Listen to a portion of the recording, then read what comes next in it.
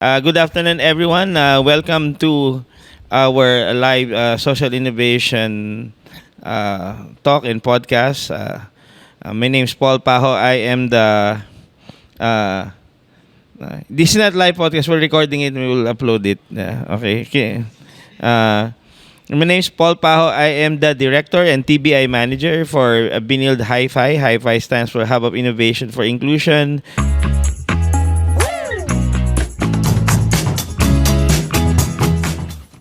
TBI stands for Technology Business Incubator. We are a DOST shared funded incubator, 13.9 million pesos last 3 years to fund startups mainly for Benilde and Lasallian communities, but also SMEs and startups. We are also the only creative industry incubator in NCR. We are joined by other creative industry incubators like Mariano Marcos State University, UP Baguio, Bataan Peninsula State University, and Philippine Women's College in Davao. So if you notice, we skip Visayas. So if you're listening out there, we're also chatting with our fellow Lasallian schools in Bacolod. Maybe they can set up a creative industry incubator there. But every Wednesday here in Benilde Hi-Fi on the third floor, if we don't have any events, we have what is called an AI residency. So we invite people who are interested, who are working in AI, to have free co-working here, starting from 10 a.m. up to 5 to 6 p.m. Basically, just co-work and at maybe around 3 or 4, like what we're doing today, we ask people to share their AI workflows, or if we have guests like the one we have today, Mr. Kendrick we ask him to ask them to share about their AI insights. So we've had JDL so far and Tom Faruja. In this format, we're experimenting this new format because it's 2026. We want to move away from webinars and Zoom and all of that. So without further ado, Mr. Kendrick Geluz ko from Hyperparameter. Kendrick, you wanna introduce Hi there. yourself? Thank you for the introduction. So my name is Kendrick Geluz. I am Filipino Philam. And as Paul mentioned, I am the founder and managing partner of a venture capital firm and an AI transformation firm called Hyperparameter. And it is headquartered in Silicon Valley in San Francisco. But because I'm Filipino, take time to come here and try to do what I can to bring AI to more people, to the public consciousness here, right? So I can do my small part to say, try using this AI thing, whether you're an individual or you're a business. And honestly, Paul already knows my opinion, which is we should be more aggressive because, I mean, frankly, we're somewhat falling behind. Even without AI taking things like call center jobs, we're already, lagging behind some of our neighbors like Vietnam and so on. And then now we have AI coming in, and there are companies like Decagon, which is $4.5 billion in valuation, that are taking our BPO jobs. And the BPO industry is 10% of our country, I believe, in GDP, and it's now at risk, right? At the same time, that's a big opportunity because it's so new to the AI game. I mean, the world is so new.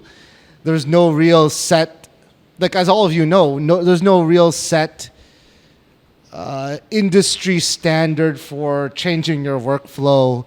There's no set best model, right? Every couple of months, Google releases a new version of Gemini, that's suddenly the best. And then now OpenAI releases a new model, and that's suddenly good for code. So things are not stable, and things are changing all the time, which means that there's still an opportunity for Filipinos and the Philippines to hopefully learn rapidly, better adapt, and become somehow involved in this AI economy. Whether that continues to be providing training data for the models, or whether that's one of my things that I would hope I would see from more Filipinos is Filipinos using AI, things like Lovable or V0, Vercel, Claude Code, depends on the technical comfort you might have, but to use these tools to actually build things not just for the Philippines, but actually to build things for abroad, right?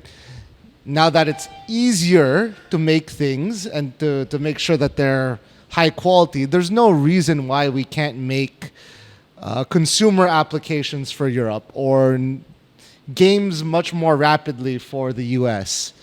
Does anybody here use OpenArt? No?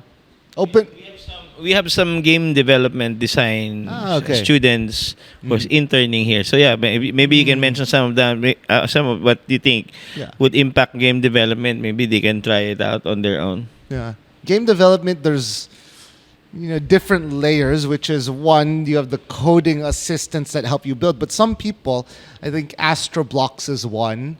There's some startups that are helping you create sort of text to game now. And you might define the world and it'll iterate on it. It'll create game mechanics and so on.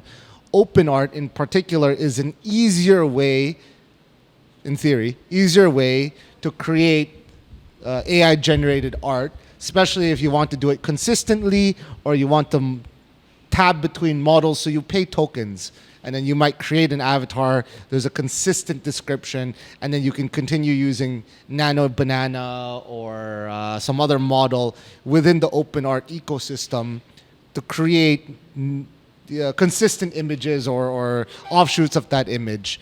What is interesting about that is, from what I remember, OpenArt has something like 26 employees, I think. And they ended 2025 making 70 million USD run rate a year annually. And they did, like, I know the founder. I met her playing poker in some in San Francisco. Good place to network, huh? Yeah, but honestly, I don't think I don't think she was like the most technical person out there. Like, I really think this company could have been built out of the Philippines, frankly. Wow. I mean, there's funding and all of this stuff, of course, but this idea of we will use what Google put out, we will use what OpenAI put out, and all of these other guys, and we're just going to connect to it and make it simple for you, and then add some kind of billing system. You buy points and you spend the points. That is not the PhD level, work that you kind of think, oh, that's the AI stuff, right?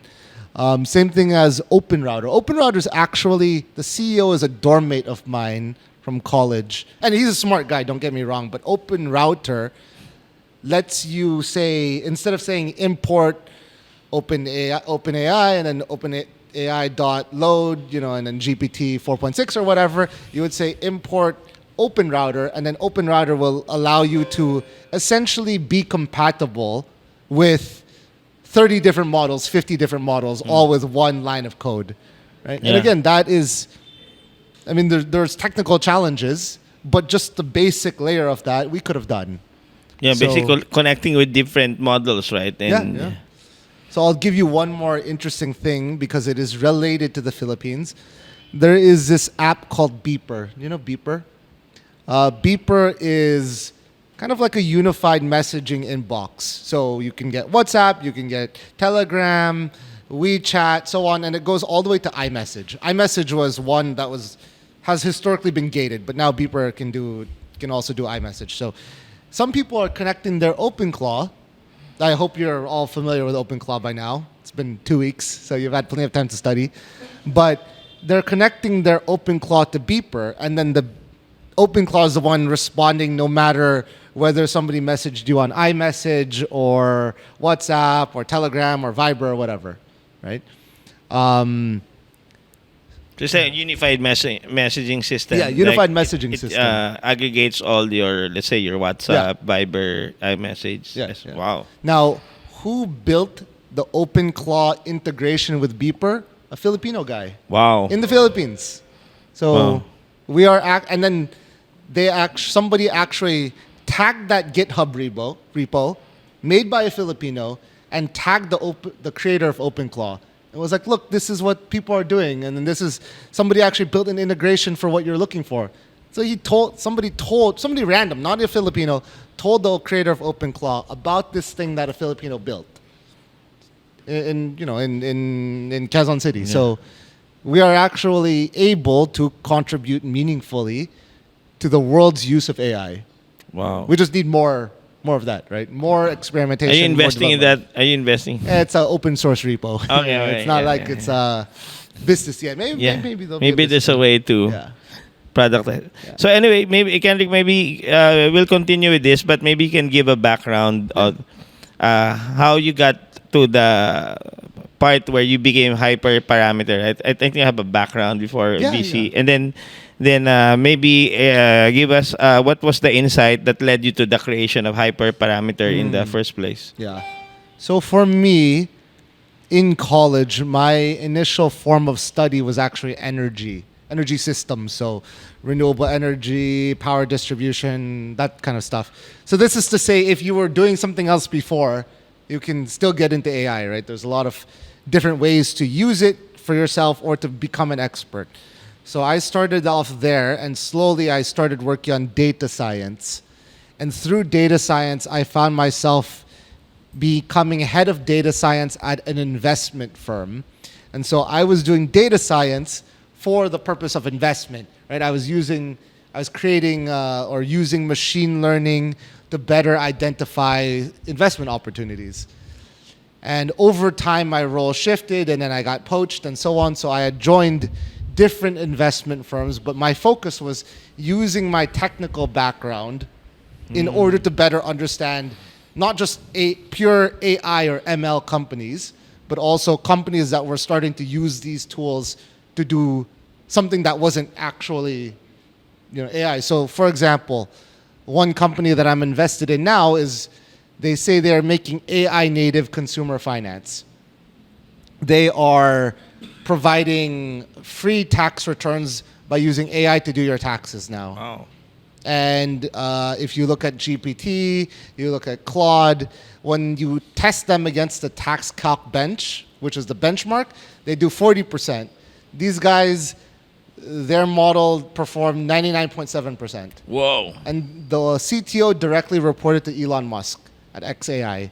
So, they're not actually, they have AI in the company, but it's really a consumer finance company. So I was able to help evaluate and then help them iterate on the AI part so that they can do the finance part better.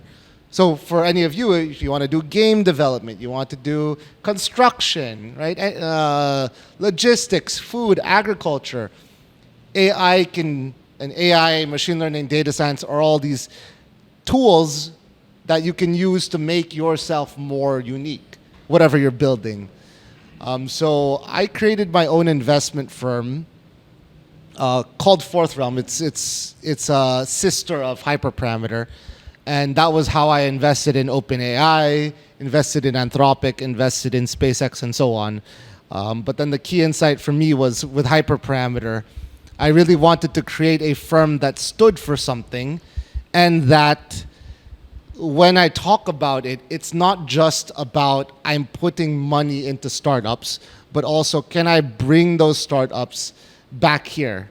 Because I'm investing in the US, but can I help bridge this gap and actually bring an interesting startup here? And for example, we had talked about Aeolus Labs. Aeolus Labs is doing high fidelity weather simulation, and then moving up the ladder into weather intervention. And then hopefully the goal is that if you can simulate something like a typhoon, you can also simulate how to remove the typhoon. So Silicon Valley-based startup. And so I worked with Paul to bring them to this country, to bring them to DOST. And so we're trying to find ways. They're talking already, right? So I think they're signing an agreement finally. So So Now, the we Philippines. randomly meet like maybe every quarter, right? And then Yeah. say, "Hey Paul, why don't you introduce?" Sure. I'll introduce you to the secretary, and let's see what if Secretary Solidum can't do anything about it, then no Yeah, one nobody can else. probably can do anything about it, right? So apparently it's now at MOA stage. Yeah, now Uh, at most stage. So same thing. We haven't talked about this yet, but healthcare startups. yeah. Oh, we have a shortage of doctors here, right? Sad, ironic, but we have a shortage of doctors. So, and if you've been to PGH, my cousin is an intern at PGH, finishing her med school, but wow, it's rough. It's rough there. So anything that can that can improve a doctor, if a doctor can see 3 patients instead of 2 patients in the same 30 minutes with AI, they need it, man. Yeah. You know, they're waiting. Some of the waiting times in the ER were like 12 hours, 18 Wow, hours, yeah. something crazy, right? Someone just posted. I saw 11.5 hours.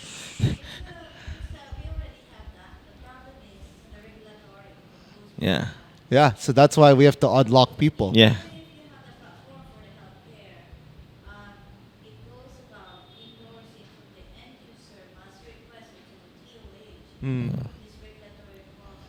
So just from the audience, because there's no mic, right?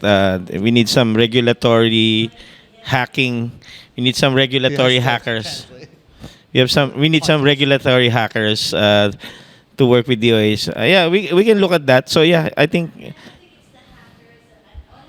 no, it's regulatory hacking, meaning you have to look at the regulations and see how you can work with that.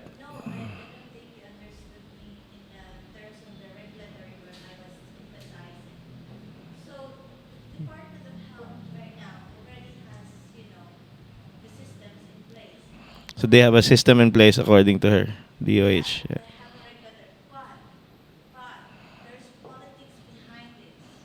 Correct.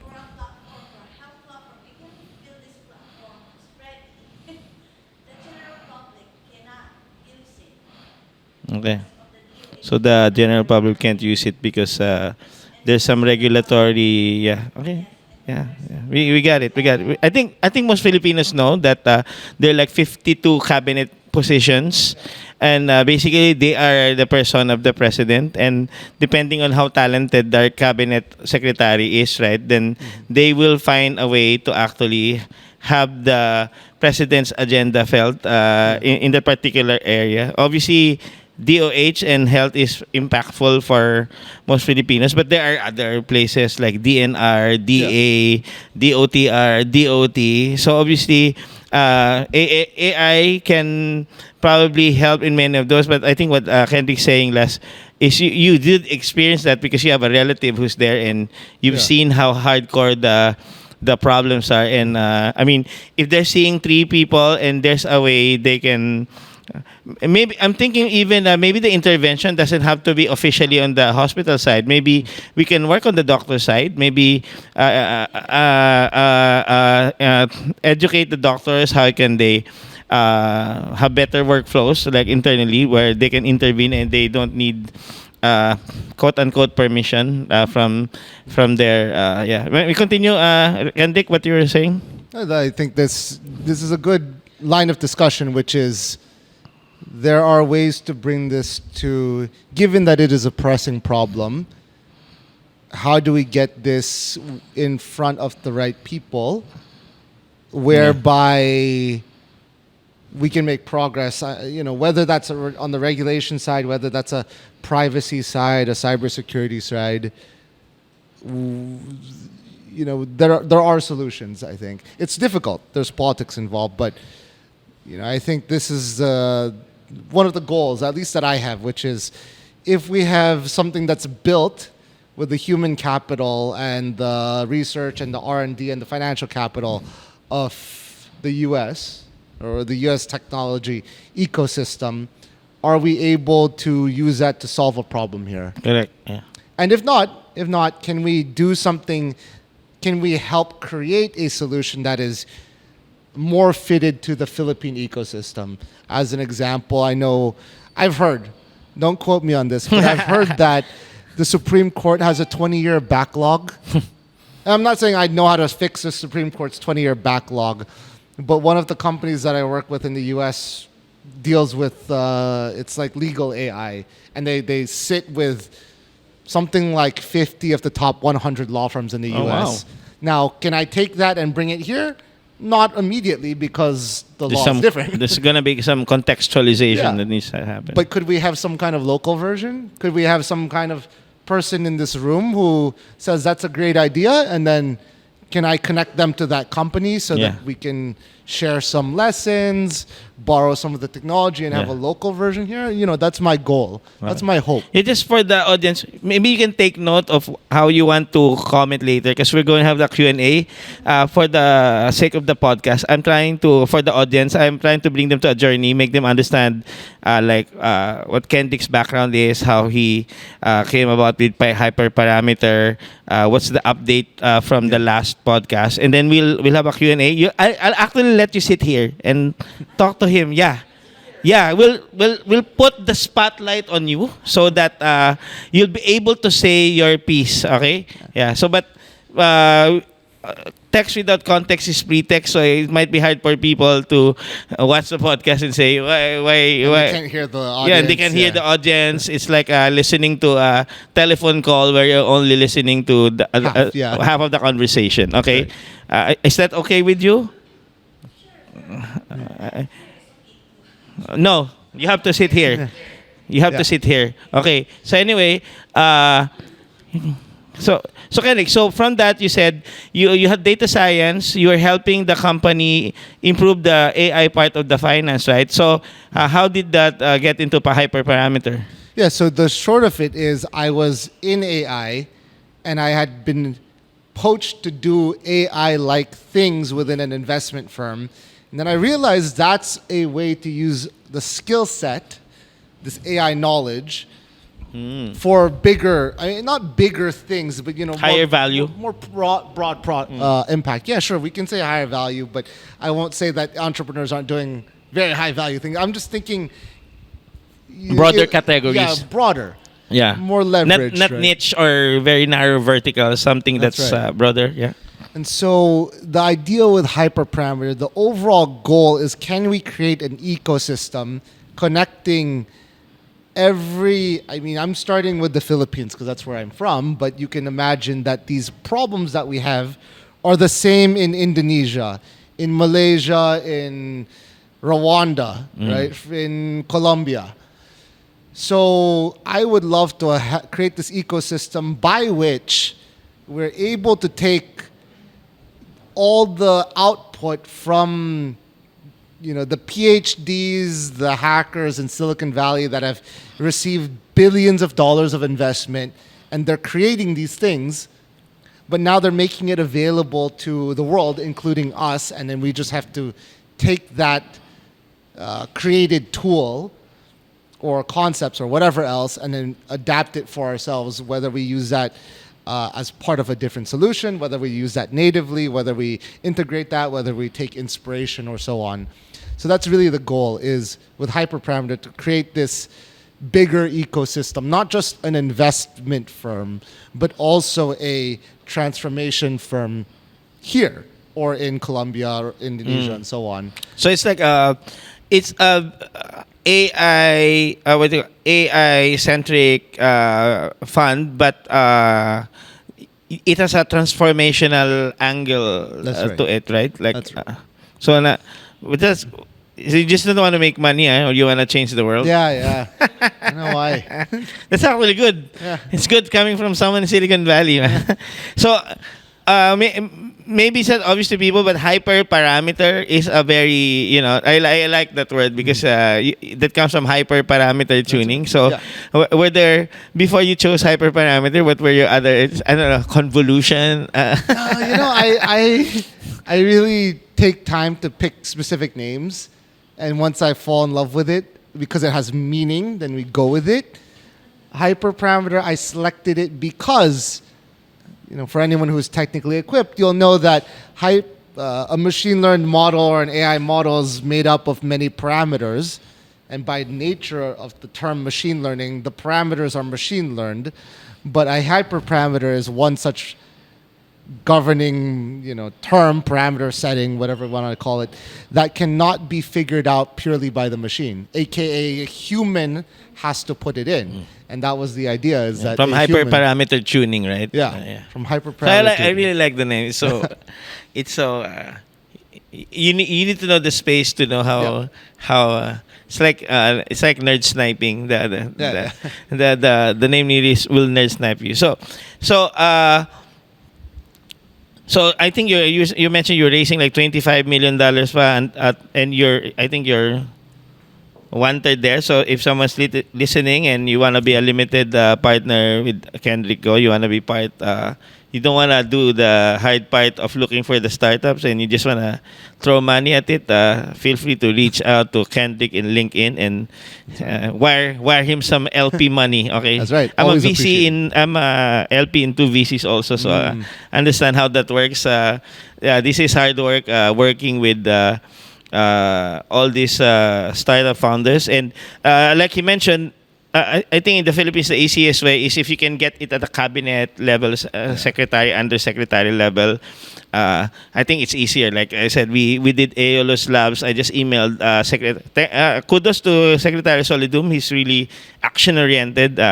One thing led to another, and now they have a MOA. By the way, that's an impactful thing, because that thing basically, I know it sounds crazy, but it might be able to stop typhoons. I'm not an expert in that.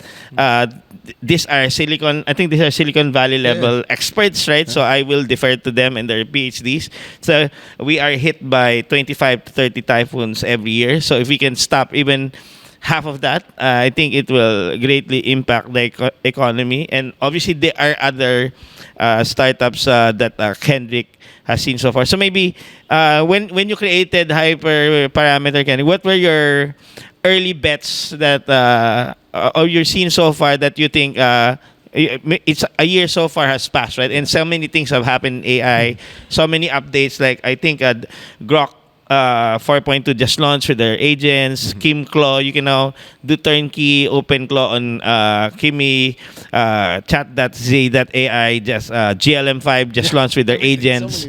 So many things. This week was crazy, but obviously, I think these are agentic, almost consumer-facing products. Right? But I think you're also looking at a lot of like Aeolus Labs. Right? There are like products and services that are not really mainstream and not really known. But again, because of your mandate, right, you want a transformational impact level. So maybe you can share some of the very interesting things you've seen so far. Sure. So for one, I'll start with, so far we've made 10 investments. I would be more active, but it's my personal money until I close the fund. So anyway, it's 10 investments so far.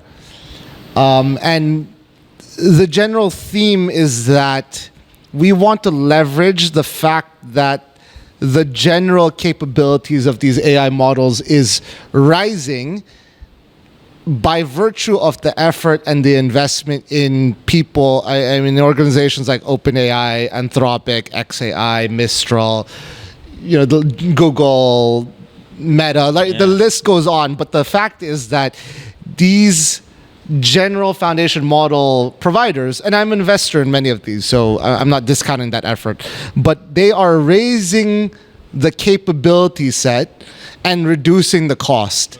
Now that is a benefit to anyone who's making something specific, a specific use case, right? Because now you get higher floor, you get lower cost to start with, and then you're creating this unique value. So we've talked about Aeolus. We've talked about we didn't really go into detail. Maybe I'll go into detail later about the healthcare one. But there's another one called APA Systems, for example. And this one's interesting. Do you spell that? APA? APPA Systems. Okay, APA. Yeah, Google that if you're. Well, the website has nothing on it. It's very stealth, but it's. I mentioned it for 2 reasons. Well, 3 reasons. One is that it's in the energy sector, so you think a very traditional sector, but they're using AI to better model. They do power flow simulations, so they can see what's going to blow up in your power grid before you know it. Or how can we accommodate 100 more residents in this neighborhood, or how can we accommodate 100 electric vehicles charging at the same time? They're also trying to figure out where's the best place to put the renewable energy plant, where's their spare capacity, and so on and so forth. So that's the second reason. It's not your standard, we'll throw an LLM at this problem, but it is AI.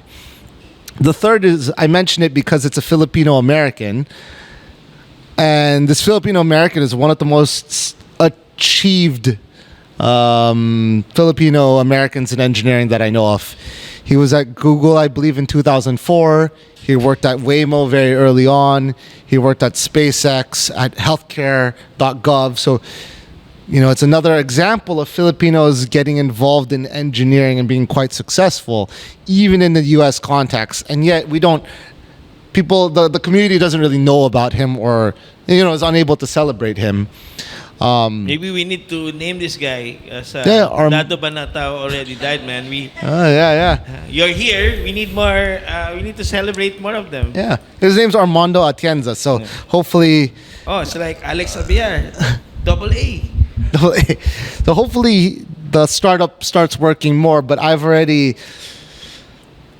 I haven't brought them to every door that we could in the Philippines because they're still working on it, but they've started selling to utilities in the US. I brought them to something of a utility in California where one of the board members is a Filipino-American, and so now they're starting to be operational with utilities in the US. So hopefully at some point, can they come here and help do some small part in solving our energy problem? And our affordability we have an problem. energy audit startup here in HIFI. They're in Vegas service. I'll introduce them. Would love that. Them to you. I always love talking about energy. They work closely with DOE. So I think that's a good relationship to explore. Yeah. So I already mentioned the AI native consumer finance. Taxes. I know this is a very American problem, this like tax prep, tax returns thing. But they're doing it, and if you'll note, Intuit, which offers TurboTax, is $100 billion USD in market cap. So, if these guys can really pull it off, wow, they just took out 50 billion USD worth of value just by two guys. It's really two guys in like a year. Other things I've invested in, some of them are more tooling for practitioners. One, for example, is Sailfish, which if you're doing vibe-coded apps and so on, they help you with security. Wow. Because, you're just vibe coding and you don't really know what's going on, and they'll do static analysis, dynamic analysis. They'll go into your CI/CD and do new tests and then auto-resolve the tests, try to fix them. It's a very different mode of... Which is good because downstream, right, there's a lot of vibe-coded apps, but I think that's the gap, right? There's a security gap there. Like, if you vibe coded it, you probably really don't know how to fix all the security holes. So if there's an AI way to do that, I think it will be a boon to all these newly minted vibe coders, right? Yeah. So that's another one of the investments that I've deployed into, and always looking for more, right? Looking for more in terms of manufacturing, in terms of construction, real estate management, and so on. Now, we've had ideas, right, in this country, for example. Well, there's a gentleman that I know, Stanford PhD, who's made a company called Gaia Mesh. I'm not an investor yet, but they do HVAC optimization. So air conditioner, ventilation. We obviously don't have heating in this country, but AC is generally understood to be about 30 to 50% of a building's energy use. It's probably more like 50% here, 30% in the US. If you can imagine how many millions to hundreds of millions of pesos a place like the Mall of Asia is using for cooling, or the Shangri-La at the fort, even reducing that bill by 10 to 20% will, one, reduce the load on our energy, on our electricity grid, but also save that property owner, again, hundreds of millions of pesos, right? So looking for more startups like that can have a real world impact. If you look at the tagline of Hyperparameter, what I call it is reinventing the world's most critical industries through the lens of advanced technology. We can take that to really far extremes. So ideally, if we had a agricultural feedstock company, right, or we're providing fertilizer for the farm, or we're providing feed to the animals or whatever, could we, as the provider, could we actually know what that farm or that ranch or that whatever will need before they even need it? Can we Anticipate track them? Yeah, exactly. the demand, right? And Right. then you can model the demand. And can we have readings about the soil health or the animals' health, and can we supplement certain, they need more vitamin whatever, or they need this fertilizer or that fertilizer because you have different compounds, right? Can we know that before they do, and can we provide it to them, right? That's another example of traditional industry. Yeah. Can we really reinvent it? We actually have a agri-tech startup called Anihan Tech, and that's what they do. The same thing you're saying. They put sensors in the agriculture, system, so that they can detect and intervene beforehand. They have a nano sensor that hopefully it will increase the import of mango from 3.4% to maybe double that, because it's cheap and it's accurate enough, so it will help farmers before they get to SGS, which is the expensive Swiss testing, and bring them the mangoes that will actually satisfy the MRL, the material residue level. And this is for the mangoes. The funding was, they were our very first equity-free grant to DOST Tapin Technicum, so shout out to them. That's Jillian Santos and Anihan Tech. And that's one vertical, just mango. So we're saying there are other fruits, there are other... and when they were funded, there was no AI yet, right? So I think now if we put an ML back end to that, it will, like you said, critical industries. And we have a startup called Tambanocano. I actually wrote a paper. Basically, I just explored what can we do. And basically, the paper was how to change the nutrition for the mud crab. They have a mud crab condominium.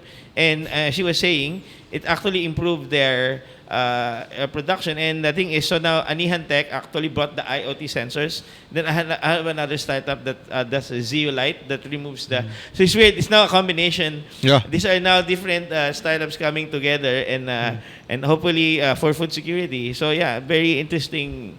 And by the way, there was still no AI angle at that time, right? But I think now we can bring a lot of this AI and ML, machine learning expertise, technology to bear. As you said, it's commoditizing very quickly for the foundational models. Yeah. But the question is downstream, like who's creating the commoditization layer for Filipinos, especially translating it back to the Philippines. So, from your perspective, is that happening at basically what you're doing is you're finding all this advanced technology that's being leveraged for critical technologies in the US, right? So is that happening more and more? Because that means we can pick maybe some of them, right? And try to see if it can be applied to the Philippines. Yeah, so that is the whole goal of Hyperparameter as relates to here, which is these 10 startups plus 5 more, 10 more that I'm working with. One, for example, is Argu. In short, if you're familiar with computer vision models, normally you'd have to define these rules, or they would need to make an interface. Can we actually have a way that we can create and refine the rules by just natural? Like we just say, I need to have an alarm if anybody here doesn't have a hard hat. And then enter. So you don't have to do this definition and then find what's all by these natural parameters. language, right? Yeah. Okay, wow. The computer vision through natural language, and this one, can we bring it to a manufacturing setting here? Can we bring it to a industrial setting, a port setting, right? I think these are the live questions that we're facing. I would love to brainstorm with all of you on what things are the most ripe to bring in and how do we bring them in, because there are a lot of more specific applications that I'm running into that I think can really fit here.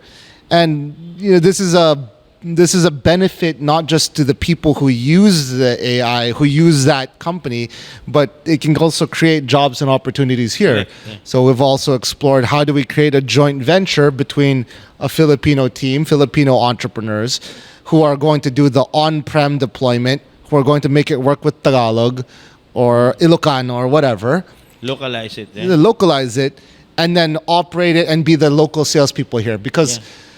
Local distribution, local repair, Right. maintenance, all that, right? yeah, because Servicing. these guys in Israel, are they really coming? I mean, like some of them might come here, but like, are they going to Yeah. be knocking on doors? Not really, right? So I think these are all Especially beyond opportunities. Metro Manila, right? Yeah, Metro yeah. Manila is 20 million by day, 15 million by night. They come from the province, but Yeah. obviously we have other cities, Cebu, Yeah, Lawag, Bacolod, Davao. I don't think they wanna go in and out, right? All that stuff. Yeah, so very interesting. So I think that's a standard model for even companies, but I think with AI, it's a bit. You basically need a computer, right, and find a way to ingest or connect by an Yeah. API, or maybe download the data sets, data models, and have them create the model. So, sure. So what you're saying, seeing the ground, this is happening more in the US, and then, like you said, I think you have a list of. Do you have a list of the use cases? I think you're sharing to me before legal. Yeah, I have Has that list evolved, perhaps. Evolved? Maybe you want to share that list? It's not a formal list, but I really think of it as a number of critical sectors. So it's generally healthcare, financial services, energy, real estate, logistics, agriculture. I don't know if I mentioned healthcare, but healthcare is Yeah. in there, right? I have 8 that are formally written, but there are even more places and venues to apply this. And then so once we look at that lens of sectors, my other framework is, can we automate some kind of workflow? Can we augment some kind of workflow? So there's a co-pilot or somebody helping. Human in the loop, right? Yeah. Or not just human in the loop, but the human's the point person, and then this is giving you, like chess. Chess, they give you if you play with a bot, it kind of gives you like a numerical score of the position, right? A 1 cent upon advantage, Yeah, 2. stockfish. Yeah, so you can see, what I did actually has this numerical score that I as a human can't tell, but there's some real material difference. And then the final one is autonomy, which is a direction that we're going to. I don't think it's actually Agentic, so something like agentic autonomy. it can be like that. We had defined this framework of automation, augmentation, autonomy before this world of agentic work, but I think it's very much it's in line with getting agentic work, which is, can you let this thing go off into the wild and largely take care of more Very tedious, very arduous task. Yeah. I call that, when I do the prompts now, I call it classically hard. Meaning, what are things that are intractable? Meaning, you can do it, but it'll take you 6 to 9 months. Yeah. So, very arduous, tedious to a human being, but it's trivial to AI. So, that's what I do now. I said, what are things that are highly novel, high potential for being seminal, meaning it's a new way of doing things. Yeah. Obviously for patents, high possibility of being super low in prior art search, useful to humanity. By the way, that's my prompt. You can use it. And then the last one is classical hardness, meaning it's AI trivial but super arduous to a human. And then they come up with something solution. So it over indexes for those things that you're saying, like autonomy, automation, augmentation. But I think the big thing now is the agentic. So maybe are there things? So this agentic thing, like people were kind of talking about it. They were still orchestrating it. Like I think like chatbots, right? People kind of know what chatbots are, but I think ChatGPT-3 was what brought it to the mainstream. Yeah. And then agentic, you could kind of orchestrate. Like I use Edison Scientific by Cosmos. You can do a lot of these agentic things in biotech, no? But nothing mainstream. And then they came up with OpenClaw right now. So I think, and now Grok now has 4.2. If you go to Grok now at 4.2, it has 4 agents there. So I tested it the other day. Chat.z.ai also by GLM5 also is agentic. Kim now, you can, if you go to kimi.ai, Kim.com, there's a button on the side says Kim Claw. So it's a turn. I was like, wow. Yeah. So now it's I think a month ago you needed to buy a Mac Mini. That was only 3 weeks ago. Yeah. Not even a month. Set up Cloud Code, and then they came up with Pico Claw, Nano Claw. So there are now different versions of Open Claw that are in different languages, right? And now you can now run it on a $10 chip in China. So like what Kendrick is saying, this is rapidly commoditizing, and this is why we're doing the AI residency, like, because I think William Gibson, right, of Neuromancer was saying the future is here. It's just not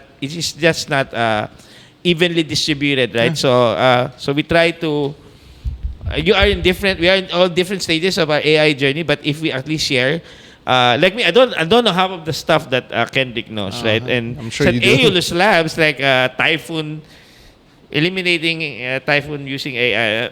I don't even know how that works, right? But they have PhDs. I don't. So I'm always open to learning and see how. Obviously, we have different networks. Also, we can connect it to our different network and see how can that happen. So maybe, like you said, in your thesis, right? Automation, augmentation, Autonomy. and autonomy, which basically, I think the language they use is agentic. So I tell people, AI is not a tool. It's an agent. It's two different things. Right? A tool, a hammer, is a tool, right? But agent, you say, hey, do that. Like, I think the easiest model is travel agent, right? No one in his right mind, unless they're really trying to save money, will try to book all this. If you have a complicated travel itinerary, it's better you find a trusted travel agent and just say, book it for me.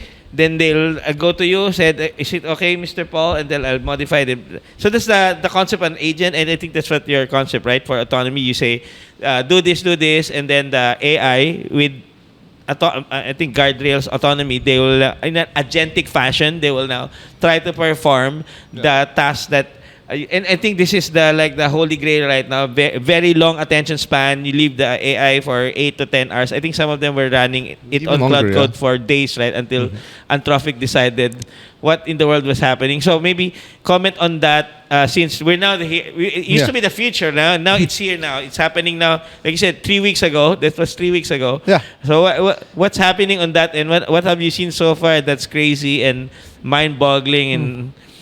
And if you were making a bet, I think it will be a game changer. I think there's many potential game changers, but it's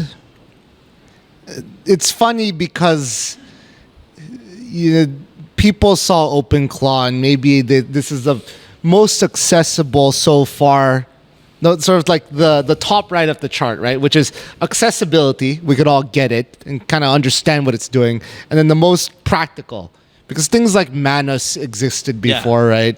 Yeah, I use Other Manus a lot, man. implementations. Awesome, Manus. Yeah. I just used it. I have a video. I wanted to remove the 3 seconds of the video. I tried Google and everything and Canva. I couldn't figure it out. And then I said, hey, I have Manus. I put the video there and it cut the 3 seconds out and I have a new video. Right. I just leave it. In fact, I forgot. I put it there and they said, when I came back, the edited video was done. So I think that's what. So are there use cases you're seeing now? I think this is part of that conversation, right? There are things that later will be obvious. Now to me it's obvious I can edit a video with Manus or edit. It wasn't obvious. I mean, I tried to do it myself. It took me like, I went to tutorials, 1 hour, forgetting that I use Cloud Code, I use Manus, I have all these agents at my disposal. I think when I hit frustration, that's when I decided, okay, let me see if the AI agent will do it, and it actually did a better job than me. So maybe are there use cases you're seeing that, hey, you should I think the Filipinos from based Yeah. on your thesis. Hey, maybe Filipinos should do this from an agentic or autonomy fashion. I think there's a lot. I can't speak specifically, but the best model, the best framework I have for this is like an AI employee, essentially, right? Because now you're not saying I need you to do. I need you to take the bread out of the out of the closet. I need you to get the knife. I need you to cut the bread. You'd say, make a sandwich, right? Like, so there's like 3 layers of abstraction and instruction now that we've already moved up. So now we can say you are now a sandwich maker, right? You're an AI employee, and you have. Just like what we do in human organizations, right? You are now a software engineer. We hired you. This is your goal, right? Instead of having to say, I need you to take out 3 seconds of the video, it says, you're a marketing officer. Here's, maximize this. And then it says, I don't know if we're here yet, but it can evaluate that video and say, there's some dead time. I'm going to autonomously cut 3 seconds, right? So we're just moving up these layers of abstraction now. So I really want there to be more exploration, especially by Filipinos, to say, what are the AI employees that we can create? And of course, those are very different, right? Like the accountant is going to be very different if it's a privately held company versus one that's on PSE versus one that has US offices. It's going to be very different if it has a lot of cash flow versus, it's these big investments into factories. Same thing for an AI marketer, right? That's going to be very different if you're selling air conditioners versus you're selling things on Shopee versus you're trying to advertise for a clothing brand, right? But I think this is the next frontier, which is, can we take this idea of agents and all of these random capabilities, and can we start making them more specific for a function and for a setting, right? Just like we did I took ChatGPT and I started customizing it. I made it. I said, hey, I only want stuff about the Philippines. And then I said, hey, I need things about startups in the Philippines, right? We customize that. Can we do the same for the agentic frameworks that we have for these certain functions, right? I'm maybe as one very trivial one, just to hammer home the point. People are starting to create AI loan collection agents. Wow. Right? So before, I have to call the guy ignores my number, whatever, I'm trying to pick a loan. Now you can have a fleet of these AI collection agents, and then the AI is already saying, you owe this amount, and then this. Now it's not a human who has to say that anymore, and you can call at different times a day. You can have the collection agent, just like a human might try different numbers, might communicate to family members, might shame the guy on Facebook, right? Like whatever. Yeah, so may shame the guy on Facebook. You never know. Right? It's gonna be regulated way, yeah. But yeah, very interesting use case, right? Maybe there's a way.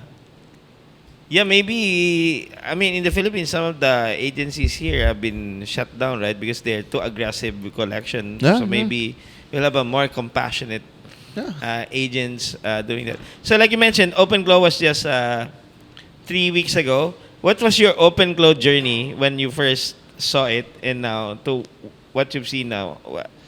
I want to see it from a Kendrick perspective. What was your... did you get excited? Hey, so finally someone figured it out. I got excited. I super got excited. And it's interesting because the term agent has been around since like 2024 maybe, but the concept has been around since 2023, I think, because you've had things like... what was that company's name? I'm forgetting, but I actually had this post, which I didn't post, ended up. But when we were talking about multimodal, so there was voice and then text. Vision, text. And then video. And I kept thinking the next modality is action. Okay, yeah. And then I think these guys were Adapt or something like that. So they were one of the first ones to try creating a action LM, right? Action language model or something. And and then like OpenAI tried, they had the operator, so they would hijack your computer, open browsers, browse, and then Manus. So we're really seeing that it existed 2-3 years ago, and then the capabilities take time ramped up, right? Yeah. So it's like this 2-3 year, and actually I have this whole presentation which shows that it is about a 2 to 3 year journey to go from Concept. new capability, concept, but I'll define it as a new capability where somebody releases it and it's like college level math or like writing Shakespearean poetry, right? And it takes about 2 to 3 years, 1.5 at the short end, to get up to like a human level. And so we're about there on OpenClaw, on these agentic layer for like general white collar task. What have I seen? I mean, I've seen a lot, but So for example, it's sort of hard to undersell. Yeah. For example, for Claude, that's like Claude Cowork, Claude Code, right? And then they're saying, oh, let's buy a Mac Mini. They load the OpenClaw, blah, and then now they're saying, oh, you can. I think you can put it on like DigitalOcean. Put VPS. it on a VPS and run it on the cloud. And now you go to the weird thing is you now go to Kimi and now the Kim Claw is there and you can turn it on. So I'm thinking, I have this theory that for most Filipinos, the reason there's like a dissonance, a cognitive dissonance in terms of what AI can do, is that the models they're using, because I think most of us don't actually pay for the models, right? So what you're getting is the next token prediction version. Yeah. You don't have the reasoning model, so you really don't understand what happens when the AI is really reasoning and for you. Then the next layer will be prompt techniques, right? You tell the reasoning model, do a chain of thoughts, tree of thoughts, chain of drafts, chain of density, parallel verification loops. So that's another layer on the reasoning, right?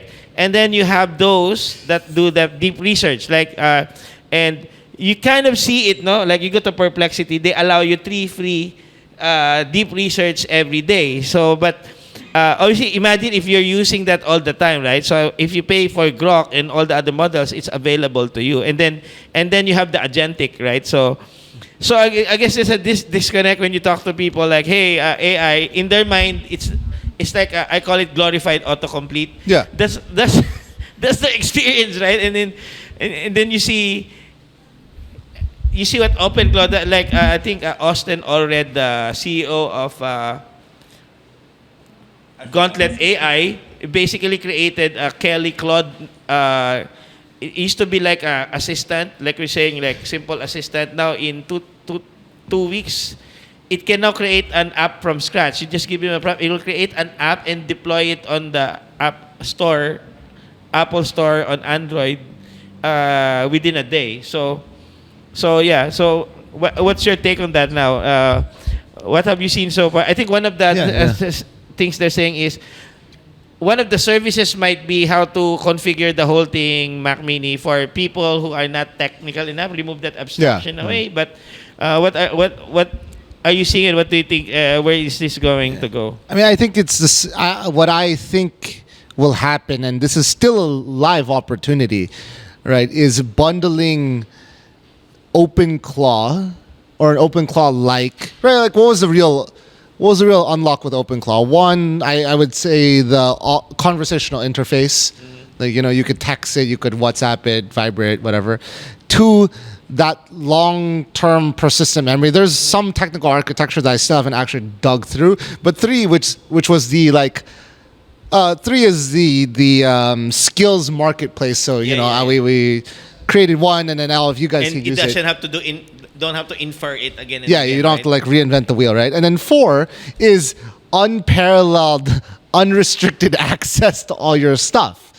And so I think context, right? Yeah, but like agency, like I as the AI can now access your credit card, can access Twilio or whatever. And so I think that the future is one, formalizing this like skills library and making sure that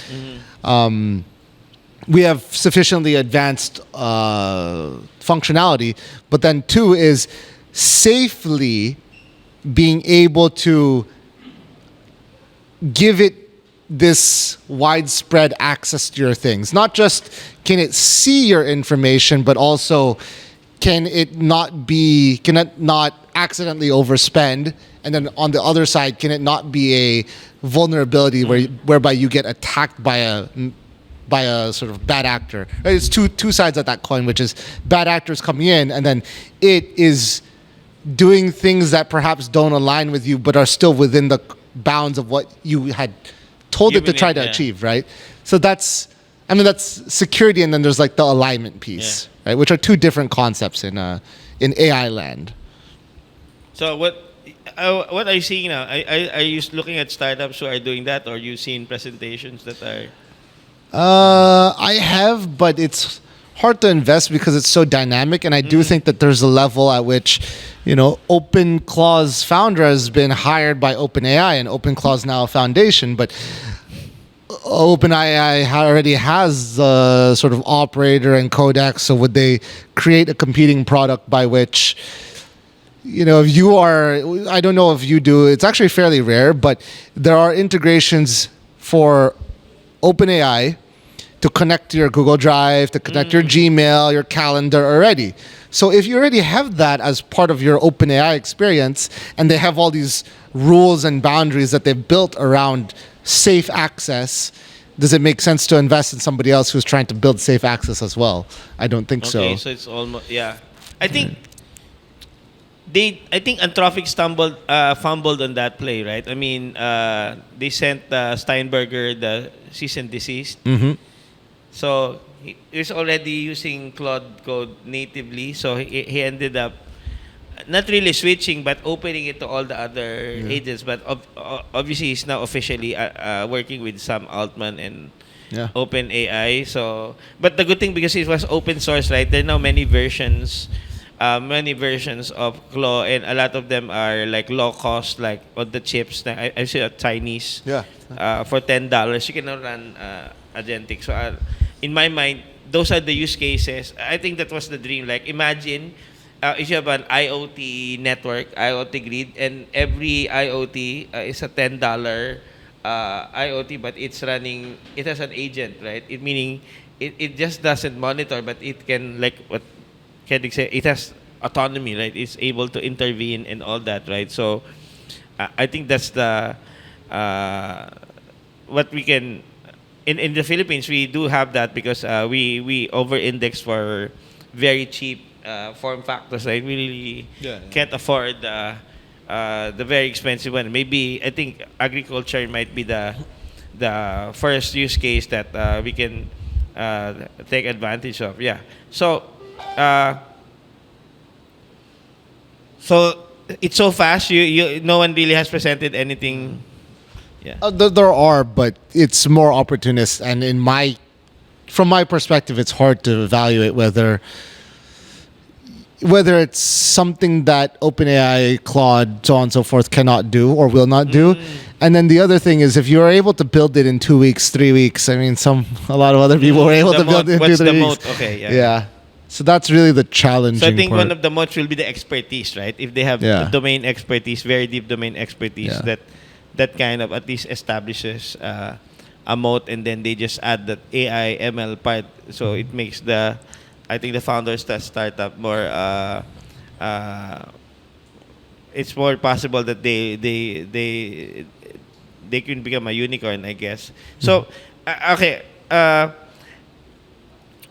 in 2024, Facebook actually released Llama and all that, right? And then 2025 they disappeared, right? So, and it's weird because they are foundational model. So, and what the Chinese models so I mean, going back to my theory, I think what happened was when DeepSeek introduced the open weight reasoning model, suddenly Filipinos understood, oh, this is what I've been missing, right? So this is what a reasoning model is, and then I guess what happened, government tried to ban that. So it's like a punchline. It's like a joke, right? With a very not funny punchline. Like now Filipinos have access to cheap reasoning model, but now for some reason, I mean, we can't. I mean, I don't think we can access it even here in. I think our firewalls just firewalled from us, right? But but there are other models, right? Uh, so what's your take on that, right? Why would like a foundational model like Llama disappear? And is there a way to leverage that? I'm sure the scientists are there. Uh, Facebook AIR, right? Facebook Artificial Intelligence Research Fair, is yeah. there. Fair. I mean, that's one of the top 5, top 10.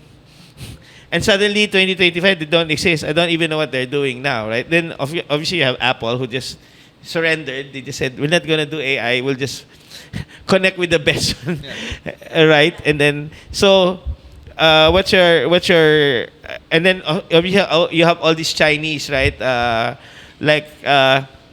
Kimi, I think, I don't know what, DeepSeek, I think, is a side project of one of the funds. Yeah, it is. Yeah, High so- flyer, high. Yeah. So, in other words, they make so much money, they can afford to create open weight AI models that all of us can use, and we don't have to pay I'll just call it the open AI tax or the Anthropic tax, right? So everyone's actually running now OpenClaw on Minimax and Kimi, and then I think for hardcore stuff, that's when they actually use. So you have a opinion on that? It's hard. I mean, Meta in itself is really hard to dissect because they've been trying to commercialize, but they've had, Mark Zuckerberg has spent a lot on trying to hire talent and has lost a lot of the talent they pseudo acquired Scale AI, hired the CEO, were aggressive in poaching other senior researchers from OpenAI, but then that angered existing staff members, which then those people left. Triggered exodus. Yeah. Right? So it's I think for a lot of these large organizations, they haven't found the right alignment between how much they want to invest and what the commercial value that they can get is. And in the rush for talent, there hasn't been the design of a deliberate strategy for a lot of them. I mean, for Meta's the shining example, right? But at the same time, there are many more open source models that are coming out. So, Meta did a lot of the hard work, honestly. And I mean, because they kind of leaked the Yeah. open weight, right? Llama was one of the first open weight foundational models before even the Chinese did it. But they kind of leaked it, Yeah, right? and you could do whatever you wanted with Llama. Yeah. It was like full so access. that's my question. Like, what happened to them? I mean, and they don't exist in 2025 and 26. Is there a way to reuse that from your perspective, from what you've seen so far? I don't really know how we would reuse it per se, but I know that the same philosophies of open source models are out there. And, whereas 2 years ago or even last year, you would have been developing on Llama, which was full open source, not even just open weights, right? Yeah. Now you could, and that actually innovation, right? Credit to Meta, but giving a full open source model allowed other people to create a bunch of other techniques that really were pioneered by the open source community. And now I think this year, now you're working with a lot of different open source models. So they kind of led the way, right? They opened the door for maybe and we're the seeing this Chinese explosion. Realize this is how we're gonna get a piece of the pie. Yeah. Let's do it the Meta Llama playbook, right? Right. And French have been doing their effort and so on. But I think we're back where we go in these waves of flaring out and then focusing in.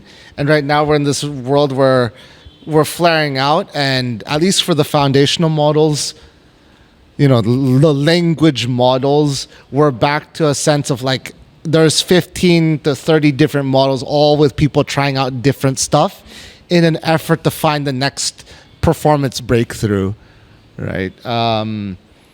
If you ask me, like, our current architecture is not sufficient actually for what we would call AGI, and that's a deeper discussion for some other time. But people are trying to find all these ways that are either nudging us closer to generalized performance or bringing down the cost. And there are some efforts in really alternate architecture, so neuromorphic AI Kendrick, we have to take a of bio course. break. So we're at the hour, so we will take a bio break. We'll change the SD cards, and then we'll come back after the break. Okay. See you guys.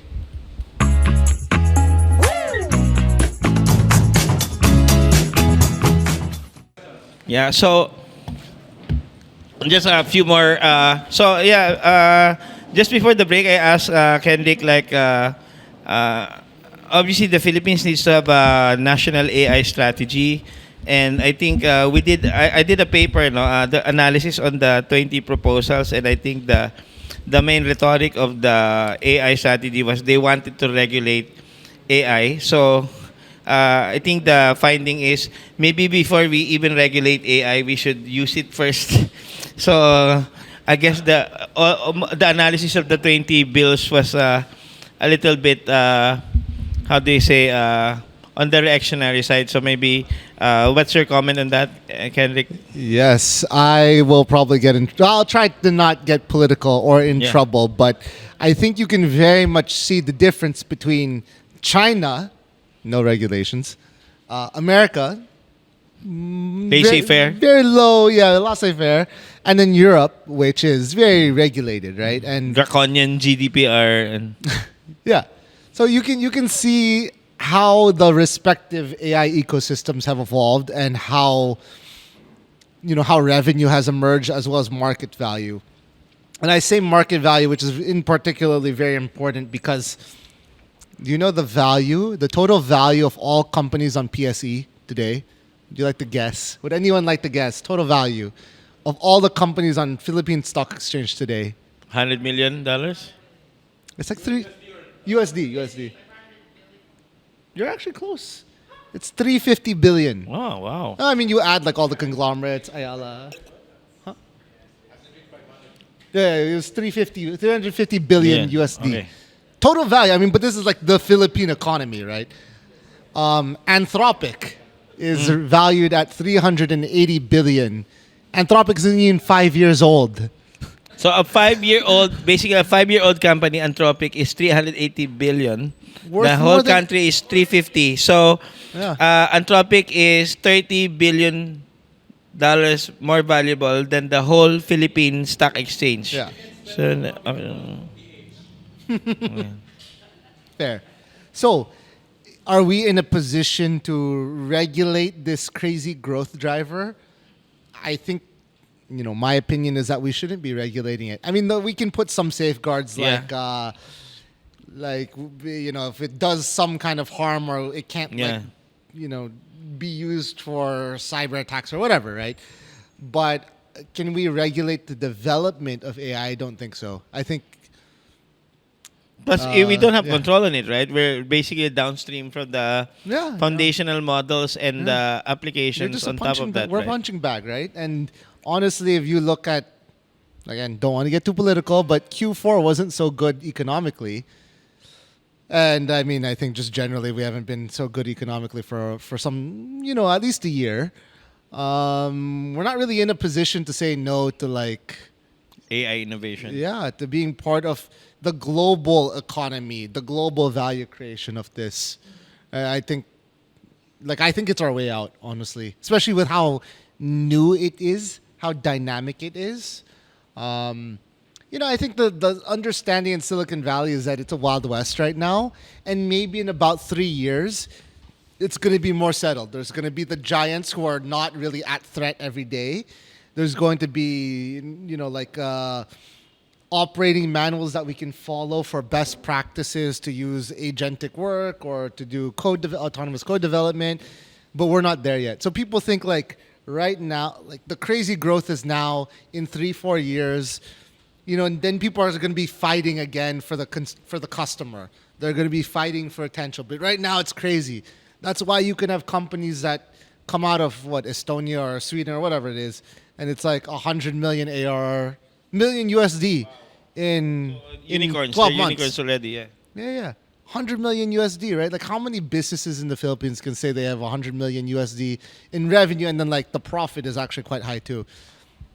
the new metric, the new gold standard. I mean, people still care about growth and total revenue and go on, but like the new revenues, the new standard is revenue per employee. That's what all Wow. these guys are looking at. So what's our revenue per employee here? I mean, what would you imagine it is? I actually don't know, but some of the BPOs are at like $30,000 USD per, and this is already a BPO, right? 30,000 USD per employee of revenue. Per year. Yeah, per year. Wow. Meanwhile, and that's a You have BPO already, to right? divide by 12. Yeah. And so, meanwhile, in the US, these startups are gunning for 5 to 10 million USD revenue per employee. Wow. And yeah, like the market's bigger, but like Yeah. you can do more with AI too, right? That's the thing. So So that's a new metric everyone should be looking at, right? From just to reference whatever's happening in the US with all those models, right? Okay. yeah. Yeah. So can we get? I mean, in the U.S., the obsession is can we have the first one-person billion-dollar company, right? One-person unicorn, and it's the same articulation. It's dollars revenue per employee, right? It's kind of what it Wow. comes down to. And basically, this is the most extreme form, right? You have a one employee company, Yeah. and the founder creates $1 trillion of value all by himself with the help of AI. Yeah, and maybe he has 10,000 AI employees, but like it's still one Yeah. person, right? Wow. And so that's really how Silicon Valley is thinking and why I think it's really hard. It's, in my opinion, economically responsible to like the people to say we're not going to participate. Wow. So yeah. So again, if you are dreaming, like they said in Tagalog, libre ang mangarap, no? Dreaming is free. But in Silicon Valley, that's how they recalibrated the American dream. It's being able to found the first ever $1 trillion one employee that's valued at $1 trillion. Billion lang. A billion, Billion. billion. But- Okay, billion. You know.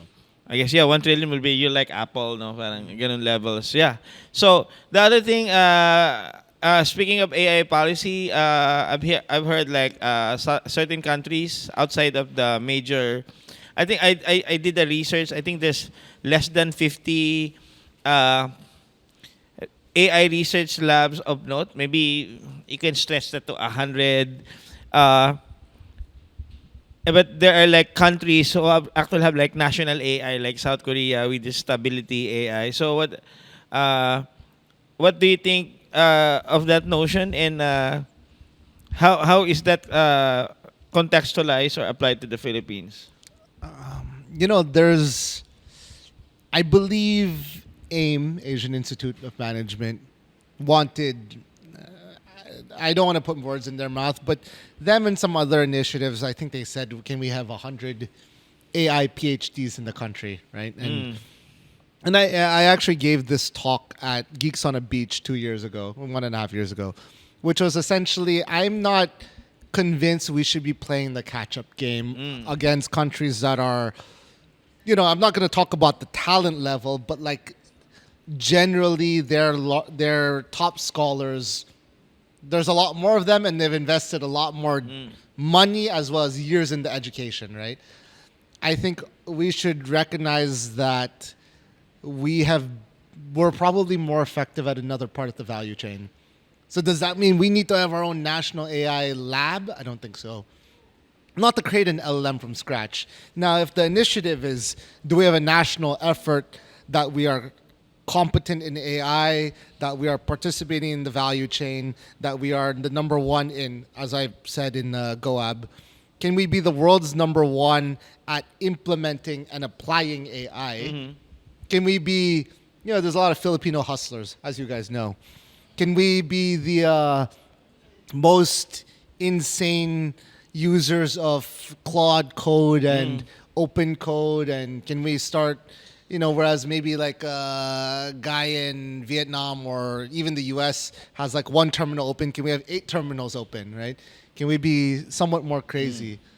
I think there's still a real potential for us to be a world leader in other parts of the value chain, but creating our own LLM, I don't really see why, because we've already talked about it. The floor is coming up and the cost is going down. So why do we even want to be part of that for our economy's sake? So in other words, we need to focus our attention resources to parts of the value chain where Filipino effort will be more appreciated and will be more impactful, which aligns with your transformational impact mandate, right?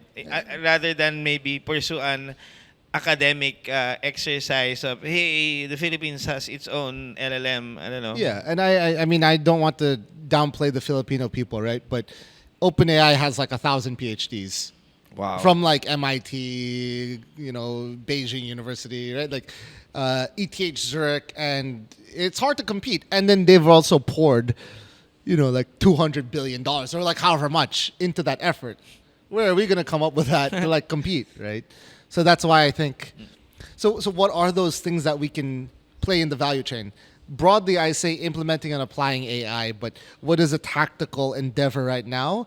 Still providing unique data for, let's just say, robotics or for human movement as they're doing physical tasks. So there's still a lot of money in labeling videos, So for like example. extending the scale that AI model, but into this new Into the new modalities. because I think scale that AI, they have a lot of Philippine employees, right? A lot. So maybe extend the model where all this supervised learning, all these data sets can be generated and it's funneled into those Silicon Valley startups. And what else do I think? I also think human in the loop. It's to have a final human approver within this workflow. Because I think we're going to start seeing AI getting used for many different use cases, right? Like, I'll steal one example, but like, there can be an alert for a security camera when there's an intruder, and maybe it's a cat, maybe it's a light, maybe it's a thief. So can we start evaluating it, but have a human also go in and say, indeed, it is a person or it's a cat or whatever. We can still have Because a hand it's in cheaper that. here in the Philippines, no? I mean, compared to others. So I think they had that. That's the easy stuff. Yeah, but I we saw can the still news, participate. right? They do that in Amazon. They have like a virtual cashier. The cashier is from the Philippines. I don't think the Americans will like that. They're being replaced by virtual. Did you see cashiers. Waymo? There's one for Waymo. Like, the car's actually autonomous, right? Yeah. But when there's like a weird situation, and the car's kind of stuck, what do I do? There's like So a police car stuck there. So human intervention, right? Yeah, like a Filipino logs in. Why is this car stuck? Oh, there's a police car or there's construction. Okay, I'm just going to, you move this way. And then, now it's normal again. Back to you, okay. AI. And then boom. So we can optimize for that, no? Human in the loop, human intervention when really needed. Yeah. So, you kind of we were discussing, right? I think this will be the last question, and then we'll open it. So, you said what you're really looking for is like a BPO, like which we're good at, but over-indexed for like what we've been talking about the last hour, right? Yeah. Over-indexed for AI applications. And then I have a few ideas, but what do you see? Maybe finance. We do have finance services, but AI powered, all that. So what are you seeing that's in the horizon for those kinds of things? I mean, I think that there's opportunity in. We talked about revenue per employee, right? So, is there a way that we can take a Filipino? I believe that there's legal research companies here that are doing outsourced legal research for the U.S., right? Can we take those researchers who are effectively, I guess, on the level of paralegals, and can we help them do 2x the volume, so boom, 2x the revenue, but can we also move them up the ladder so that they're actually providing not just the research, but also some kind of opinion or some kind of simple strategy. Wow. So now that they're able to take over, like a first-year analyst work in the US. Okay, now we're not just 2xing volume, which is 2xing revenue, but can we 4x the value of that work? Now it's an 8x multiplier with AI because we're enhancing this white-collar process. Similarly, I think, can we use our, all the AI tools today to have entrepreneurship that is oriented for foreign markets? And I am supportive of supporting and tackling problems here, but that's a big money maker. So there's one company that I think it's in the U.S., but they use Filipinos to control robotics in data centers. Wow. And so, you know, I think it's an interesting proposition, at least, that there's Filipinos. So we'll being be like the involved here. Ender's Game, Yeah. BPO of the world. So Yeah, and it doesn't have to be BPO, right? We can again have, let's just say, this whole front row right here is working. There's 7 of you, so you're working on 7 different projects that are all targeting, let's just say, the U.S. market. Because if you are in the U.S., right, on like App Store or whatever, you can find, or you get ads on Instagram, and it's like like AI to optimize your Tinder profile. That doesn't have to be made by an American. That can be made here, but you can still help Americans fix Yeah. their Tinder profile, right? Again, trivial example, but Filipinos can do that, and they Yeah. can do it easily. So why is it only those guys doing it? Maybe an American will charge more, right, on whatever that rate is, and Well, we then can do it better, right? And we can do it like we can build an AI application for that. Wow. You know? Well, so yeah, so I was talking about telling I got into this biotech rabbit hole recently. I shared it in the AI residency. There's a company called evebio.org. Basically, they created an atlas of a database of in the FDA. If they approve it, they call it on-target drugs, meaning the drugs have already a target, but most drugs have off-target. So they're trying to see if they can find a mechanistic. The whole reason the FRO, they call the Forward Research Organization, was they wanted to find a mechanistic pathway to understand the interaction for drug molecules. Basically, a molecule, to be a molecule, a drug molecule, you need to be they use the word promiscuous, meaning it will interact. If you're not promiscuous, you will not interact like argon or neon, which doesn't make sense, right?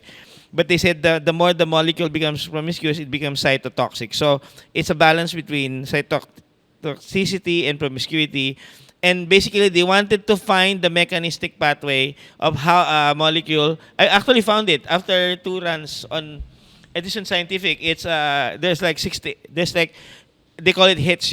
Once you go past 68 hits, so I'm basically able to classify it. Number one, I'm not into.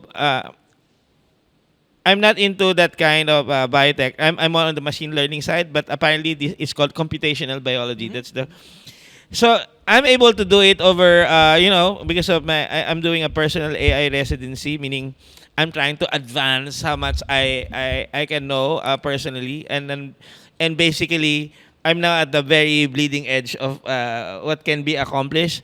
So I was telling Kendrick, I think this is what we can do as a starting point for bio BPO models. And Jojo Flores also insisted on that in Gigs on the Beach. He's saying, we have a lot of BPO in the Philippines, but we don't own a lot of IP. So I've created several of these discovery reports, and I've run it through like the IP system. This can be patented or utility model, right? Jojo Flores saying, we have BPOs, but it should have IP. So the good thing going for this, and explain this to Kendrick can verify this because he goes back and forth the US. Number one, the data sets are free because these are federally funded studies. It's very information dense, but it's also in a way obscure, right? Because no one even knows what to do with it. But they just keep generating all these data sets, right? And because it's federal funded, it's free.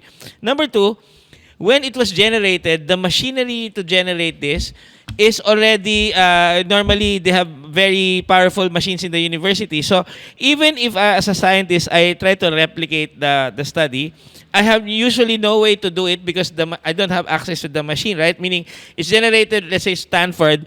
I said, Paul, here's the data set. What am I going to do with the data set? I don't have the machine.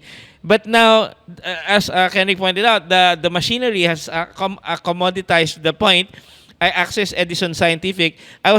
Number one, I was able to verify it via Edison Scientific. Second, I was able to replicate it via Claude Code. So I can actually replicate it with Claude Code. So now, the third thing is, in science, replication is vital, right? There's now a lot of studies that have been unreplicable, which is a crisis because if you can't replicate a scientific experiment, that means it's not science, right? But in the US and even the Philippines, no scientist will actually spend their time, money, effort on replication, right? Because everything is over-indexed to novelty, right? You have to create a new paper and not replicate another person's paper or a study, right? But I think the benefit in the Philippines is number one, we now, I think, to Kendrick's point, here in Philippines, I think we can afford to do that. There are people who can actually intelligent enough, speak English. There's now access to machinery like that, Edison Scientific. The data sets are there, right? And we have the BPO infrastructure. So all of this, and I think you mentioned, maybe you can do a short explanation. You actually work with CROs, right? I mean, have some experience. Yeah. So maybe so basically it's a new structure. It's called a Forward Research Organization. Basically, it exists for 5 years just to find the mechanistic pathway. If you go to their Hugging Face, I am the only one who has actually a model derived from that. And basically, I already found the mechanistic pathway. So imagine a Filipino like me who I have no idea what those molecules are. But I do understand machine learning. I have a computer science degree. I use their machinery, and after 2 discovery papers, I now understand the exact mechanistic pathway of how a drug molecule becomes cytotoxic, which is the whole point of the FRO, right? So, and I think there will be more coming along. I think Alpha Genome was released, so I actually created a paper on Alpha Genome. So I can imagine if we have an army. I think that's what Kendrick is dreaming. We have an army now of Filipinos. We're doing BPO, but we now become I think I did that in my last talk in December. I think we will make so much money on IP research that corruption will be a rounding error eventually. And then I heard about the CRO, right? So I'm thinking the FRO, because it's a bigger funnel, will fit into this very specific narrow verticals that the pharmas are actually looking for. Maybe you can comment on that? Within that structure, yes, there are hyper-specialized fields of research that are key to the pharmaceutical discovery that they don't hire the staff for, they don't maintain, or they have risk controls. So we could have some kind of Filipino-driven workforce with AI tools to satisfy those fields. Now, I think this is emblematic of the larger opportunity for the Philippines, which is we should not just have an army of Filipinos, but every Filipino should be a general of an army of AI employees, tools, so on. And it's very possible, right? Like if you go into Kimi, you can go click on the left, there's a Kimi swarm. And when you say like, create a movie, right? And I want this theme. And it'll spin up like 5 agents or more. And you'll see them working in parallel. You can even click it, like it's a Discord call almost. You can click into like what each agent is doing. There's a progress bar, and then they're all working in parallel, and they're figuring out different things. And then you see like, oh, agent 4 is the one that's lagging behind, so you can click into it. And then boom, at the end, here's like the plan for the movie. And then you hit execute, and then another 10 They agents parallelize the process. And so every Filipino should be the general of an army, right? That's really the goal in my head, and that's the opportunity for the Philippines. Awesome. Right. So at this point, I think Kendrick, by the way, we'd like to promote Joseph De Leon, our venture consultant, who also is with Manila Angels Investor Network and Bullet Day and also Gravitas Prime. And he has a lot of investment mandates. He had a talk in HIFI a few weeks ago. The podcast is already up just today. So please go to facebook.com/Benilde HiFi and look for that podcast. Very interesting. I got good reviews. People say didn't even understand VC, right? But now people really got interested and get a lot of learnings from that podcast in the live version. And now we do have the recorded version, like just what I'm doing with Kendrick. It's just, it takes time because we try to upload the high resolution version, so it takes a bit of time. And then obviously the next one will be the one with Tom Farrugia on the voice API startup voice AI happening here in this country, using indigenous voices and everything. And maybe a few weeks we will have Kendrick's this podcast. Very interesting conversation. So at this point, you want to say anything else? Kendrick, we will open for Q&A. So at this point, we'll open this for a few questions. And our format is, if you have a question, I will make you sit here, right? So that so at least you can ask Kendrick directly your questions. Anyone in the floor who want to? Yeah, and I will say you can find me on LinkedIn anytime. Yeah. My email is also on my LinkedIn, and my email for Hyperparameters, Kendrick@hyperparameter.co. So it's easy enough. Yeah. Anyone who wants to? Yeah. Go. I think we have time for one question. Or Yeah, so. one question because it's dinner. So just introduce yourself, then ask. Go.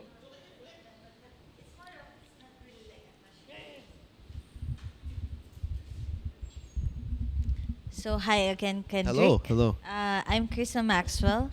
I'm the CEO of a startup company. It's called Quanby Solutions Inc.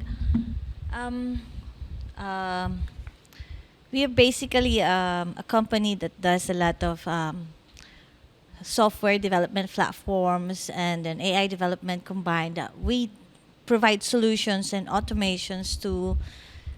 We see different fit, like you mentioned earlier about healthcare, but we always stumble in a lot of regulatory and a lot of Those are human problems, however. Yes, and definitely it's quite a challenge as a startup because funding is very important, and then continuity is always the one that's we want to push in, and finding investors is quite. We have not joined any or accepted any investor funding yet, but maybe in the coming years we would want to venture into that, and maybe you can give us some tips on institutional VC funding or angel investors, and that would really help us some startups. Right. Yeah. Of course. My advice, there's a concept of investability, right? Which is, can you do the most that you can to make the value of what you've done historically, as well as future, as easy to digest as possible? Because a lot of people want to add, this long plan and specific numbers that have to the cent or the tenth of a cent, and you're like, for 5 years out, this is really pointless, in my opinion. This is sort of false precision. So I think that there's the investability part. So make the value clear, and part of that is making the story as easy to comprehend as possible, which is why there is value in saying we're Uber for food delivery, right? Because that's so clear. Instead of saying, we're autonomous, blah, blah, blah, matching platform, connecting riders, blah, blah, blah, on the blockchain. There's too many words. You need to have a very clear, distinct concept so that people can slot you here or there and not get lost along the way. I think second is to evaluate, does your company, whatever your endeavor is, does it match the product that you're looking for? In the sense of the investor. So the investors themselves, like myself, I'm looking for a particular product. Sometimes those products don't align because they're off thesis. So for me, I do AI for the world's most critical sectors. I don't do consumer AI. And that's my promise to my investors, and that's also my network, and that's how I can help a company. So if there's a great company that shows up and they are doing AI OnlyFans or whatever, off thesis, sorry, I can't do it. You're not matching the product, right, that I need. And then, of course, there are other things like I can't do gambling or, that's other restrictions because I might have a foundation that invested through me. But pretty much you have to match the product in terms of what what they can or what they want to do, right? The other one on product side is there are great investments that will do really well, that will make a lot of money, that will grow, that are very downside protected. Like I don't know. Let's just say like a eyeglass store. Obviously, I don't really know. That doesn't have the right return profile that I'm looking for. So find out who it really is that fits the financial product you are creating, which might not be venture capital. And it might not be venture capital in this country. It could be venture capital in another country. So the second part for me would be try to go make yourself as... It's a very constrained venture capital ecosystem in this country. Yes, and there's actually. pioneers, but it's hard. Which is to say, can you... And then we're going back to my old premise, which is, can you be a company that's out of the Philippines, but that is globally competitive and selling products, services outside the Philippines? Yes, actually, it's a good point. And then I realized that in a few weeks or a few months from now, while doing, we're doing some consultancy with some Singaporeans and then some from Hong Kong, and then we see some startups there, and you see a big comparison between the startup here in the Philippines and how the other startup in other Asian countries are. And you can see how fast they can scale in a month or in a year. Here it would take you 2 years because of investability. And it's something that some people don't really talk about during startups. And how do you support an SME to be scalable? And I think maybe with your help and the startup community. But again, like you were saying about earlier, revenue of per person, right? So unlike in the States, you can accept as many jobs as you can and file taxes for each individual jobs as long as you're physically able to commit to this. In the Philippines, you're not allowed to do that. So you can only file one tax, and the rest would be additional income, but it's not employment. So your productability and the revenue compared to the GPP, if you're investing, it's gonna be a real, the analytics behind this is quite difficult to understand, and then maybe that would be a little bit of a challenge if you're here in the Philippines compared to other countries. So there's a lot going on here that needs to change, and this is a good the startup community is really a good environment to put this in place and talk about it, and maybe reforms can be done and pushed. But That's beyond scope for me. Well, But that's it's very noted points, and I've talked about the rule of law that can be changed. Of course, yeah. Yeah, I think that's it. Yeah, Kendrick mentioned that we should embrace that we are a nation of laws, not of men. You know that concept. Yeah. And we but- should be like China, nation of engineers. Yes. Right? Yeah, they have a joke, right? You put a few Singaporeans, 5 Singaporeans in a room, and you have an engineering team. You put 5 Filipinos in a room, you have a band. Yeah. So this it's a different. I think you should maybe it should be an engineering team that knows how to play Yeah, music. sure, That's sure. what we should over-index for, right? And and again, just in these kinds of conversations, right, with what we really want is, especially we come to the AI residency, is come with proposed solutions, right? Because it's really easy to go into the deep end and talk about the problems of our country. We all know that. Like, there's enough. You can go to PGMN, Billionario, and all this political punditry where they all complain. But here, I think most of you have college degrees or working on a college degree. The reason we have college degrees is we can actually think through our problems and suggest solutions and propose experiments, right? So let's over-index for those kinds of things when we're a residency, right? Otherwise, this will just become like a peanut gallery media. No offense to no offense to my friends there who are anchors, no, but. This is the format here. Now we come here, talk about again Thanks, Kendrick, for of course. coming. You have any other things you wanna share I just before? hope that when I come back in 3 months, 6 months, I get to see real projects, and ideally projects that are making revenue, Yeah. and ideally revenue that is not in Philippine pesos, Yan. but in some other currency that I Uh, will not so- make any political commentary on. Oh. Yeah, sige. Yeah.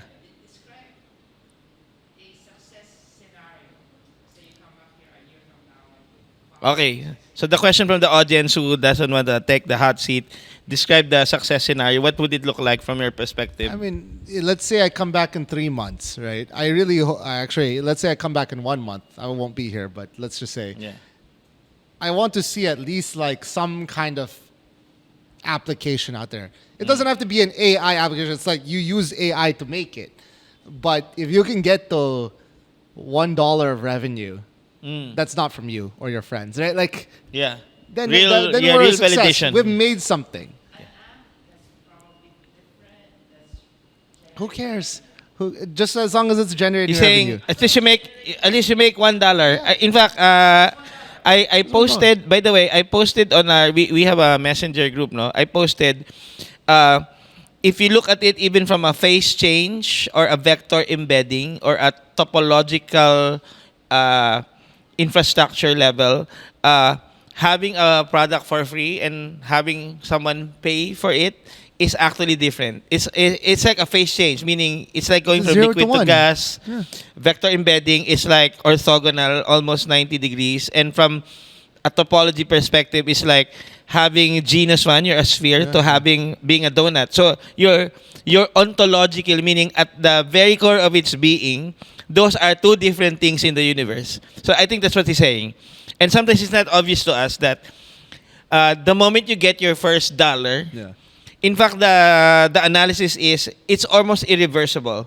The moment you taste your first dollar from what Kendrick's talking about, you have a product, get it out there, someone pays for it, that's not your relative, your friend, or one of your acquaintances, meaning it's a real, you suddenly you go into a different world. You basically redefine reality. Yeah. So I think that's what he's looking for, And right? we say, pre-revenue, and then the opposite is, like not post-revenue, obviously, because you don't want to be. But now you have revenue. It's literally 0 to 1. And we all know, I mean, intuitively, right? Like, most people actually aren't wired this way, but people who have been around this space for a while or who have been engineers for a while know that it's actually the building for most things, right? Building is actually the easy part. You can make 67 apps. Who cares? Like, the hard part is actually building something that somebody will pay for. And that's actually very hard for engineers because that is not it's not a deterministic problem, right? Like all of us can try to solve this engineering problem and fill this cup with water, and then it might be, it might take some time, but ultimately we'll get to the top and we'll have a satisfactory solution. There is no such concept for sales, design, whatever, right? It is a non-deterministic problem. So it's very challenging for engineers to come to terms to the fact that you can put infinite work and effort in this cup and you might not get it even 5% full. If it's can I build something that sells and makes money problem? And I think that's the goal of the AI residency. I mean, if you're here for knowledge enhancement, for the personal journey, sure, great. But if you're here to make a business and ideally, to turn your AI skill into some kind of monetization value, then I think it's actually the challenging thing, right? And it's even easier now to make apps. So now, whereas before it was probably 67 apps in a year, now you're 670 apps in a year. But the challenge is if anybody uses it. Yeah, and the encouragement is if you go to x.com or Twitter, look for Kelly Claude AI. That's the open club bot of Austin Allred. It's already making money. It creates the apps and it sells it. So now you can even.